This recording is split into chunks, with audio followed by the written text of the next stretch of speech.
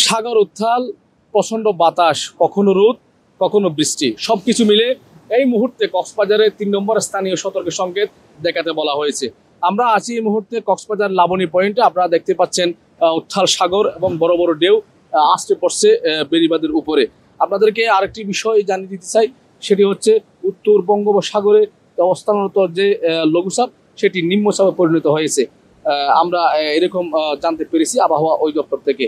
উত্তর পশ্চিম বঙ্গোপসাগরে অবস্থানরত সুস্পষ্ট লঘুচাপটি নিম্নচাপে পরিণত হয়েছে।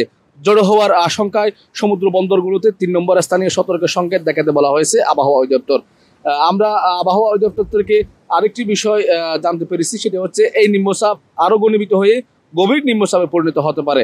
এর প্রভাবে বৃষ্টি বাড়বে, তবে ঘূর্ণিঝড় হওয়ার আশঙ্কা নেই বলে আমরা জানতে পেরেছি। এখন যে কোনো ব্র্যান্ডের পুরাতন এসি বদলে নতুন ওয়ালটন এসিতে উপভোগ করুন 25% ছাড়।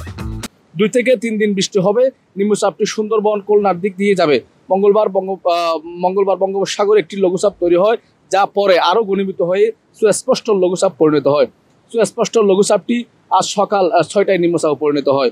আবহাওয়ার বিশেষ বুলেটিনে বলা হয়েছে নিম্নচাপটি বৃহস্পতিবার সকাল 6টায় চট্টগ্রাম সমুদ্র বন্দর থেকে 405 কিলোমিটার পশ্চিম দক্ষিণ পশ্চিম, কক্সবাজার সমুদ্র বন্দর থেকে 395 কিলোমিটার পশ্চিম দক্ষিণ পশ্চিম, মোংলা সমুদ্র বন্দর থেকে 230 কিলোমিটার দক্ষিণ পশ্চিম এবং পায়রা সমুদ্র বন্দর থেকে 245 কিলোমিটার দক্ষিণ পশ্চিমে অবস্থান করেছিল। এটি উত্তর দিকে অগ্রসর হয়ে আরো ঘনীভূত হতে পারে। এর প্রভাবে উত্তর বঙ্গোপসাগর, উপকূলীয় এলাকা এবং সমুদ্র বন্দরগুলোকে 3 নম্বর স্থানীয় সতর্ক সংকেত দেখাতে বলা হয়েছে আবহাওয়া অধিদপ্তর। গত 24 ঘন্টায় কক্সবাজারে মোট বৃষ্টিপাতের পরিমাণ সংখ্যা রয়েছে 92 মিলিমিটার। আমরা এইরকম জানতে পেরেছি কক্সবাজার আবহাওয়া অধিদপ্তর থেকে। আপনাদেরকে আরেকটি বিষয় জানিয়ে দিতে চাই, সেটি হচ্ছে এই মুহূর্তে কক্সবাজার সাগরে উত্তাল রয়েছে এবং প্রচন্ড বাতাস রয়েছে। তবে কক্সবাজারের যে 3টি পর্যটন স্পট রয়েছে, লাবণী পয়েন্ট, সুগন্ধা পয়েন্ট এবং ডলফিন পয়েন্ট, তিনটি পর্যটন স্পটে পর্যটক রয়েছে। আমরা কক্সবাজার ট্যুরিস্ট পুলিশের সাথে কথা বলেছি, তিনি আমাদেরকে জানিয়েছেন পর্যটনের স্বার্থে তারা বিভিন্ন স্তরের ব্যবস্থা নিয়েছে বলে আমরা জানতে পেরেছি।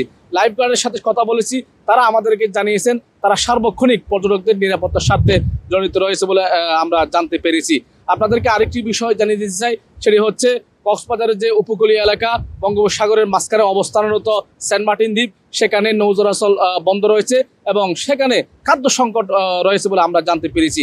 আপনাদেরকে আরেকটি বিষয় বলতে চাই, সেটি হচ্ছে কক্সবাজারের আরেকটি উপকূলীয় এলাকা কুতুবদিয়া দ্বীপ, সেখানে এই মুহূর্তে বেড়িবাঁধের পাশাপাশি যারা অবস্থান করছে তাদেরকে সরিয়ে নেওয়া হয়েছে বলে উপজেলা প্রশাসনের পক্ষ থেকে আমরা জানতে পেরেছি।